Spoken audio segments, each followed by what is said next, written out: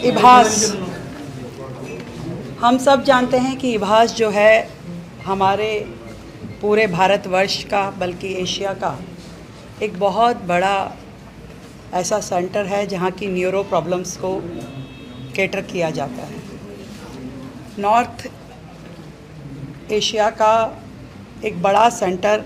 जहाँ रोज़ाना की लगभग 2,500-3 हज़ार OPD होती है। आप सब ने भी देखा कि यहाँ इतने लोग होते हैं, पर अफसोस इस बात का है कि इतनी बड़ी एसेट जो है, इतनी बड़ी एसेट का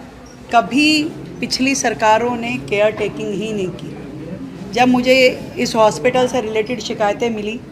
तो आज मेरा यहाँ पे आना हुआ और मैंने जब यहाँ की डिटेलिंग ली तो पहले भी मेरे संज्ञान में था कि MRI मशीन यहाँ पे 2012 से नहीं है। 2012 के बाद से इस हॉस्पिटल में MRI की मशीन ना होना, एक भी CT स्कैन मशीन ना होना, एक्सरे और अल्ट्रासाउंड की लिमिटेड अपॉर्चुनिटी होना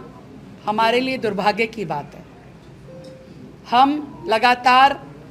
उन अधूरे हॉस्पिटल के प्रोजेक्ट में लगे हुए थे कि हमें उन पे काम करना है, पर आज जो ये इतनी बड़ी एसेट दिल्ली सरकार की है, जो ना केवल दिल्ली को बल्कि NCR और बाकी देश के लोगों को भी इलाज देती है, मुझे लगता है कि इसको भी हमें रिवाइव करने की बहुत बड़ी आवश्यकता है।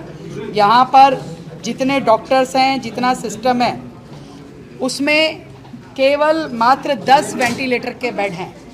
अभी हमने ये तय किया है कि ना केवल हम इभास को नया बिल्डिंग स्ट्रक्चर बना करके देंगे, परंतु सबसे पहले within this financial year यहाँ की मशीनरी की जितनी रिक्वायरमेंट है, MRI, CT scan, ultrasound, x-ray, ये सारी की सारी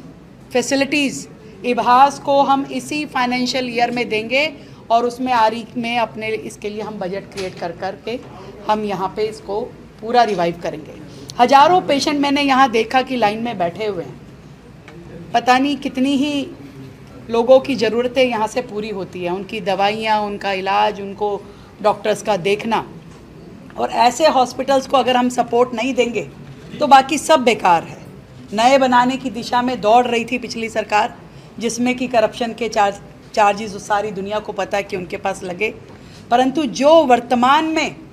इतनी बड़ी सहूलियत जनता को हम दे सकते थे, अपने पूरे कार्यकाल में 10 साल के कार्यकाल में उन्होंने एक मशीन इस बड़े इंस्टीट्यूशन के लिए खरीदी नहीं।